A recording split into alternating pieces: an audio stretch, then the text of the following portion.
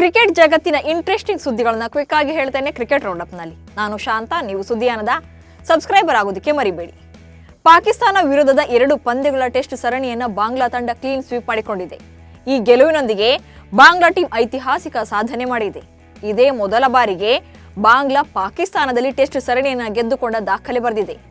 ಪಾಕಿಸ್ತಾನ ವಿರುದ್ಧದ 2 ಪಂದ್ಯಗಳ ಟೆಸ್ಟ್ ಸರಣಿಯ ಮೊದಲ ಪಂದ್ಯವನ್ನ ಬಾಂಗ್ಲಾದೇಶ ತಂಡ 10 ವಿಕೆಟ್ಗಳಿಂದ ಗೆದ್ದುಕೊಂಡಿತ್ತು. ಇದೀಗ 2ನೇ ಟೆಸ್ಟ್ ಪಂದ್ಯದಲ್ಲಿ 6 ವಿಕೆಟ್ಗಳ ಜಯ ಸಾಧಿಸುವ ಮೂಲಕ ಸರಣಿಯನ್ನು ವಶಪಡಿಸಿಕೊಂಡಿದೆ. 3 ವರ್ಷಗಳಿಂದ ಗೆಲುವನ್ನೇ ಕಂಡಿಲ್ಲ ಪಾಕಿಸ್ತಾನ.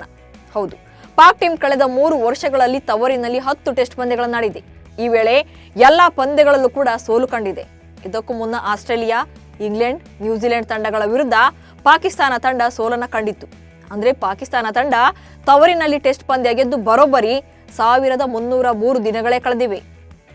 ಜಿಂಬಾಬ್ವೆ ಕ್ರಿಕೆಟ್ ಟೀಮ್ ಹೆಸರಿನಲ್ಲಿದ್ದ ದಾಖಲೆಯನ್ನು ಅಳಿಸಿ ತನ್ನ ಹೆಸರಿಗೆ ಕೆಟ್ಟ ದಾಖಲೆಯನ್ನ ಬರೆದುಕೊಳ್ಳಲು ಪಾಕ್ ತಂಡ ರೆಡಿಯಾಗ್ತಾ ಇದೆ.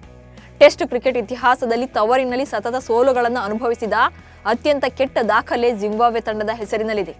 ಜಿಂಬಾಬ್ವೆ ತಂಡವು ತವರಿನಲ್ಲಿ ಗೆದ್ದು 4002 ದಿನಗಳೇ ಕಳೆದಿವೆ. ಇದೀಗ ಪಾಕಿಸ್ತಾನ ತಂಡ ಸತತ ಸೋಲಿನಿಂದ ಕಂಗೆಟ್ಟಿದೆ. ಈ ಮೂಲಕ ತವರಿನಲ್ಲಿ ದೀರ್ಘಕಾಲದವರೆಗೆ ಟೆಸ್ಟ್ ಪಂದ್ಯ ಗೆಲ್ಲದ ಕೆಟ್ಟ ದಾಖಲೆ ಪಟ್ಟಿಯಲ್ಲಿ ಪಾಕ್ ಪಡೆ ದ್ವಿತೀಯ ಸ್ಥಾನಕ್ಕೆ ಸೇರಿದೆ. ಸೆಪ್ಟೆಂಬರ್ 5ರಿಂದ ಶುರುವಾಗಲಿರುವ ದುಲೀಪ್ ಟ್ರೋಫಿಯ ಮೊದಲ ಪಂದ್ಯದಿಂದ ಇಶಾನ್ ಕಿಶನ್ ಔಟ್ ಆಗಿದ್ದಾರೆ. ಚೆನ್ನೈನಲ್ಲಿ ನಡೀತಾ ಇರೋ ಬುಚ್ಚಿಬಾಬು ಪಂದ್ಯಾವಳಿಯಲ್ಲಿ ಜಾರ್ಖಂಡ್ ಪರ ಕಣಕ್ಕಿಳಿದಿರುವಂತಹ ಕಿಶನ್ ಗಾಯಗೊಂಡಿದ್ದಾರೆ. ಹೀಗಾಗಿ ದುಲೀಪ್ ಟ್ರೋಫಿಯ ಆರಂಭಿಕ ಪಂದ್ಯದಿಂದ ಹೊರಗುಳಿಯುವ ಸಾಧ್ಯತೆ ಇದೆ. ಅಲ್ಲದೆ ಇಶಾನ್ ಕಿಶನ್ ಬದಲಿಯಾಗಿ ಸಂಜು ಸ್ಯಾಮ್ಸನ್ ಆಯ್ಕೆಯಾಗಲಿದ್ದಾರೆ ಎನ್ನಲಾಗ್ತಿದೆ. ತಮ್ಮ ಕ್ರಿಕೆಟ್ ವೃತ್ತಿ ಜೀವನದಲ್ಲಿ ಒಮ್ಮೆ ಸೋಷಿಯಲ್ ಮೀಡಿಯಾದಲ್ಲಿ ಸಿಕ್ಕಾಪಟ್ಟೆ ಟ್ರೋಲ್ ಆಗಿದ್ದ ಸಂತತಿಗಳನ್ನ ಭಾರತ ತಂಡದ ಬ್ಯಾಟ್ಸ್ಮನ್ ಕೆಎಲ್ ರಾಹುಲ್ ಬಹಿರಂಗಪಡಿಸಿದ್ದಾರೆ. ಕಳೆದ ಹಲವು ವರ್ಷಗಳ ಹಿಂದೆ ನಾನು ಏನೇ ಮಾಡಿದ್ರೂ ಕೂಡ ಅಭಿಮಾನಿಗಳು ನಿಂದಿಸ್ತಾ ಇದ್ರು ಎಂದು ಕನ್ನಡಿಗ ತಮ್ಮ ಕಠಿಣ ದಿನಗಳನ್ನ ರಿವೀಲ್ ಮಾಡಿದ್ದಾರೆ. ಟೀಂ ಇಂಡಿಯಾದ ಮಾಜಿ ಆಟಗಾರ ರಾಬಿನ್ ಉತ್ತಮ ಆಘಾತಕಾರಿ ವಿಚಾರವೊಂದನ್ನ ರಿವೀಲ್ ಮಾಡಿದ್ದಾರೆ. ತಾವು ಅನುಭವಿಸಿದ ಖಿನ್ನತೆ, ಆತ್ಮಹತ್ಯೆ ಆಲೋಚನೆ ಬಗ್ಗೆ ಮನಬಿಚ್ಚಿ ಮಾತನಾಡಿದ್ದಾರೆ. 2009ರಲ್ಲಿ ರಾಬಿನ್ ಉತ್ತಪ್ಪ ಮುಂಬೈ ಇಂಡಿಯನ್ಸ್ ತಂಡದಲ್ಲಿದ್ದರು. ಮರು ಸೀಸನ್ನಲ್ಲೇ ಮುಂಬೈ ಅವರನ್ನ RCBಗೆ ಟ್ರಾನ್ಸ್ಫರ್ ಮಾಡಿದ್ರು. ಇದಕ್ಕೆ ಉತ್ತಪ್ಪ ಒಪ್ಪಿರಲಿಲ್ಲ.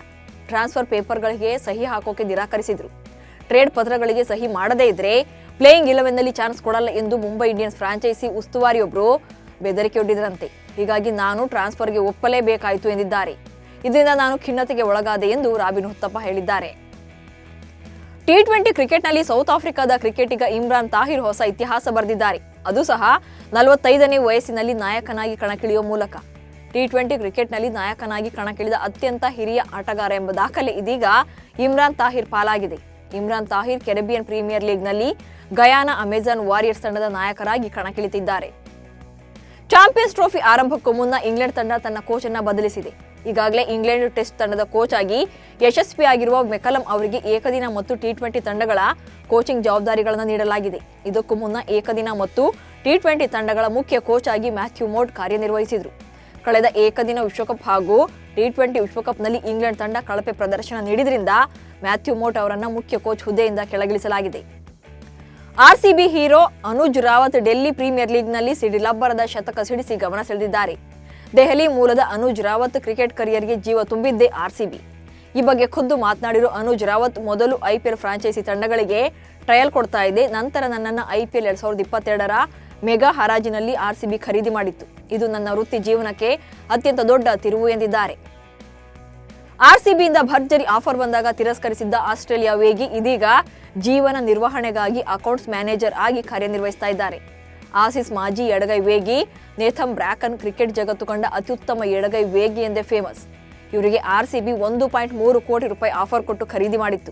ಆದರೆ RCBಯ ಆಫರ್ ಅನ್ನ ತಿರಸ್ಕರಿಸಿದ್ರು. ನಂತರ ಮೊಣಕಾಲು ಗಾಯಕ್ಕೊಳಗಾಗಿದ್ದರಿಂದ ಕ್ರಿಕೆಟ್ನಿಂದ ಅನಿವಾರ್ಯವಾಗಿ ದೂರವೇ ಉಳಿದಿದ್ದಾರೆ. ಇವಿಷ್ಟು ಇವತ್ತಿನ ಕ್ರಿಕೆಟ್ ರೌಂಡಪ್ ಸುದ್ದಿಗಳು. ನಮಸ್ಕಾರ.